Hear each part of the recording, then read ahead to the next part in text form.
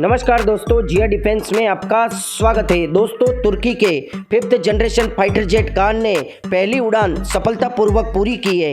जी हां दोस्तों, तुर्की की जनता ने बुधवार को रक्षा उद्योग में एक और मील का पत्थर देखा, जब देश के पहले स्वदेशी रूप से विकसित लड़ाकू जेट ने अपनी पहली उड़ान पूरी की, जो देश की वायुसेना को एडवांस करने और बाहरी निर्भरता पर अंकुश लगाने के प्रयासों का हिस्सा था।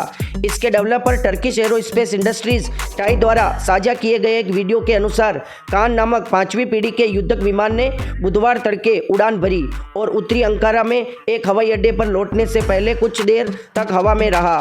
दोस्तों, राष्ट्रपति रजब तैयब अर्दोगन ने कहा, यह उड़ान एक और महत्वपूर्ण सीमा का प्रतीक है। अर्दोगन ने पश्चिम में एक कार्यक्रम में कहा, हमने तुर्की रक्षा उद्योग के गौरवपूर्ण दिनों में से एक का अनुभव किया है। हमारे घरेलू लड़ाकू विमान कान ने आज अपनी पहली उड़ान सफलतापूर्वक पूरी की है। तुर्की ने 5वीं पीढ़ी के लड़ाकू जेट के उत्पादन में एक और महत्वपूर्ण सीमा पार कर ली है।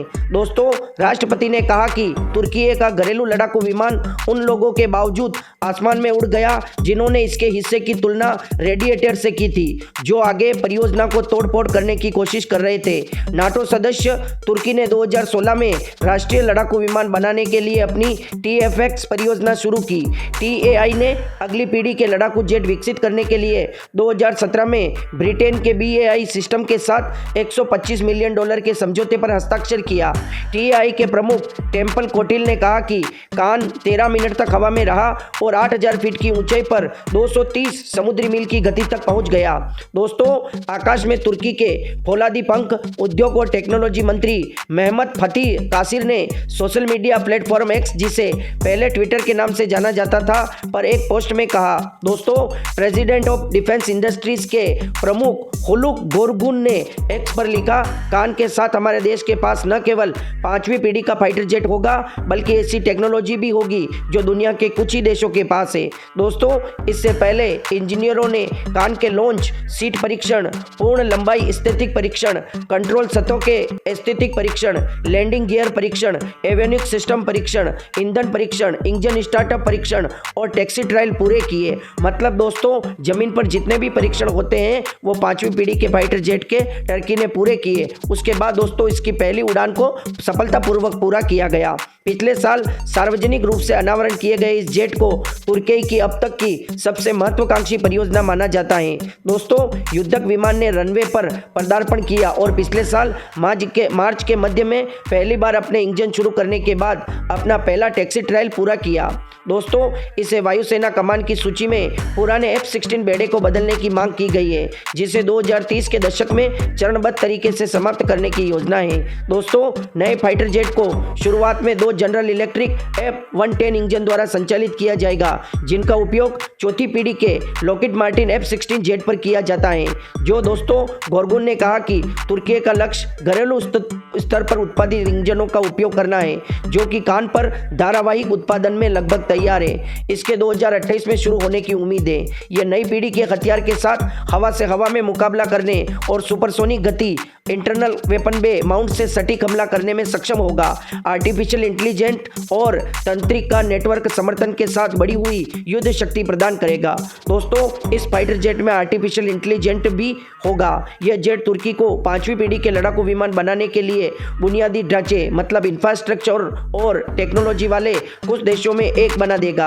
दोस्तों, तुर्की ने लंबी विलंबित प्रक्रिया के बाद हाल ही में संयुक्त राज्य अमेरिका से अपने मौजूदा F-16 के लिए 40 F-16 लड़ाकू जेट और 79 आधुनिकीकरण किट खरीदने का सौदा हासिल किया है। दोस्तों, तुर्की ने रशिया से S-400 एयर डिफेंस सिस्टम खरीदे थे।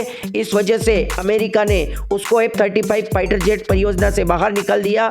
पर दोस्तों, तुर्की चाहे भारत का दुश्मन हो या दोस्त हो, मैं एक बात कहना चाहता हूँ, तुर्की ने लगन के साथ काम किया और आज उसका 5वीं पीढ़ी का फाइटर जेट सफलतापूर्वक उड़ान भर चुका है और भारत भी इसी के साथ अपना एमका फाइटर जेट पर कार्य करना शुरू हुआ था। दोस्तों, भारत में टेक्नोलॉजी की कमी नहीं है। भारत में ऐसे रेडार से लगाकर artificial intelligent, fly by wire, total technology Bharat के पास बनी बनाई तैयार है। पर दोस्तों, हमारी जो नौकरशाही है उसकी वजह से हमारे को देरी का सामना करना पड़ रहा है। इसी वजह से दोस्तों, अब पाकिस्तान के पास भी 5th जनरेशन फाइटर जेट होगा, क्योंकि टर्की पाकिस्तान को फाइटर जेट देने के लिए तैयार था पहले भी और परियोजना में शामिल करने वाला था। पर दोस्तों, पाकिस्तान के पास पैसों की कमी की वजह से शामिल नहीं हो पाया परियोजना में। पर दोस्तों, चाइना तो पाकिस्तान को उधार में ही अपना J-31 फाइटर जेट देने वाला है, ताकि पाकिस्तान भारत पर बढ़त बना सके। दोस्तों, भारत को भी अब जल्द से जल्द अपने 5th जनरेशन फाइटर जेट पर काम करना होगा।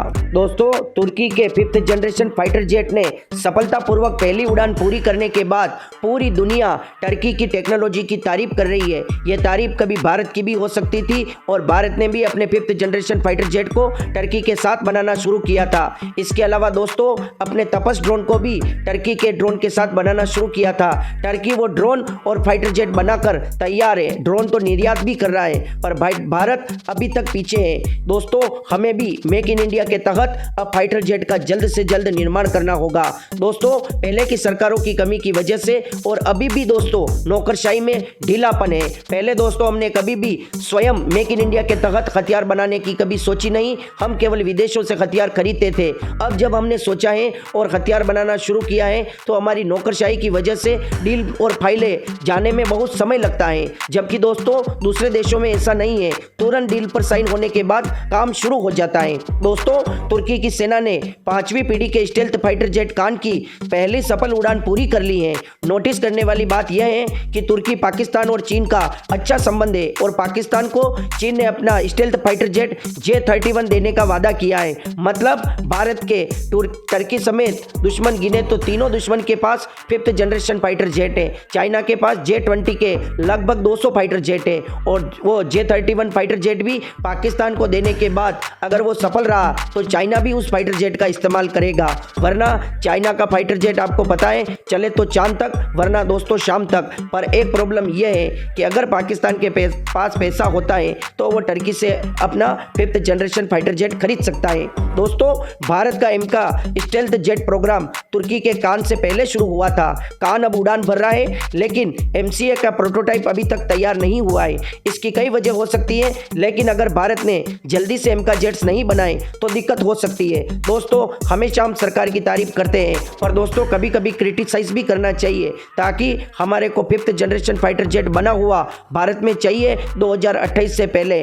दोस्तों, अगर भारत ने इस साल एमका के लिए फंडिंग हो जाती तो भी इसे बनकर तैयार होने में 2 से 3 साल लग जाएंगे। पहली उड़ान 2028 तक पूरी हो पाएगी। इस बीच MK2 की बात हो रही है, फिर उसका निर्माण भी देर हो सकता है। फिलहाल जानते हैं कान फाइटर जेट की ताकत। दोस्तों, कान एक multi role stealth air superiority fighter jet है। पहली उड़ान इसकी 21 फरवरी 2024 को पूरी हो चुकी है। इस विमान को 1 या 2 फाइटर पायलट मिलकर उड़ाएंगे।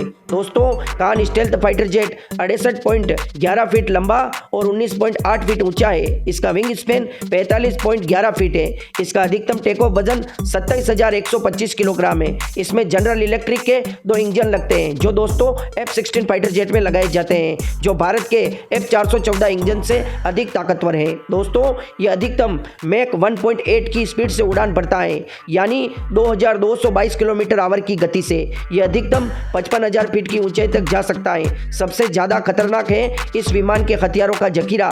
इसमें 6 तरह के हवा से हवा में मार करने वाली मिसाइलें लगा सकते हैं। इसके अलावा हवा से सतह पर मार करने वाली 8 तरह की मिसाइलें लगाई जा सकती है। अगर सिर्फ बमों की बात करें तो इसमें 13 तरह के बम लगाए जा सकते हैं। यह तो इन हथियारों के अलग अलग लगाया जाए या फिर इनका मिश्रण लगाया जाए।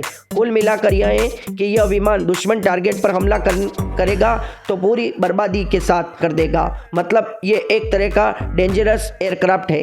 दोस्तों, इसका कॉकपिट ह्यूमन मशीन इंटरफेस से लेस है। इसके अलावा इसमें ऐसे radar, electronic warfare, advance navigation feature और IOS, IRST, EOTS जैसे खतरनाक राडार लगे हुए हैं। और दोस्तों भारत के एमका फाइटर जेट की बात करें तो भारत के पास ये सारी टेक्नोलॉजी है। भारत के पास उत्तम राडार बनकर तैयार है जो दुनिया का सर्वश्रेष्ठ राडार है। दोस्तों भारत के पास navigation system, artificial intelligent, fly by wire, हर एक चीज भारत के पास बनकर तैयार है। और भारत में दोस्तों ऐसा मटेरियल भी तैयार किया है, कंपोजिट मटेरियल, जो हमारे 5th जनरेशन एमका फाइटर जेट पर लगाया जाएगा, जिसकी वजह से राडार में वो बिल्कुल भी नजर नहीं आएगा। भारत में कोई कमी नहीं है, हमारे वैज्ञानिकों में कोई कमी नहीं है, पर एक तो हमारी नौकरशाही और पिछली हमारी सरकारों की कमियों की वजह से आज हम दोस्तों वायुसेना में फाइटर जेट की कमी से जूझ रहे हैं। आज दोस्तों हम 40-40 साल पुराने फाइटर जेट उड़ा रहे हैं, जिसकी वजह से आए दिन हमारे पायलट शहीद हो जाते हैं। दोस्तों अब हमको तैयार होकर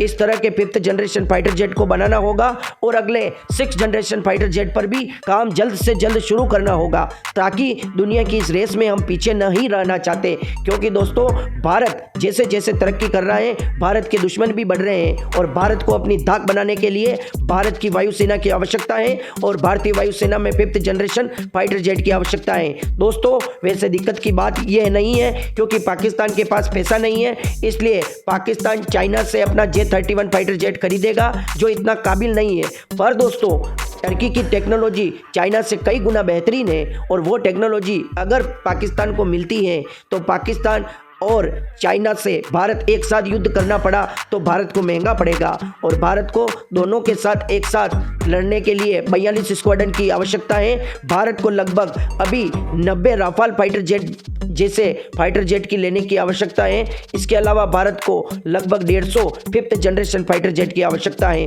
तब जाकर भारत चाइना और पाकिस्तान का मुकाबला एक साथ कर पाएगा। तो दोस्तों आपको वीडियो कैसा लगा? वीडियो अच्छा लगा हो तो वीडियो को लाइक, कमेंट, शेयर और सब्सक्राइब करना ना भूलें। और दोस्तों जिया डिफेंस में जय हिंद लिखना ना भूलें। जय हिंद दोस्तों।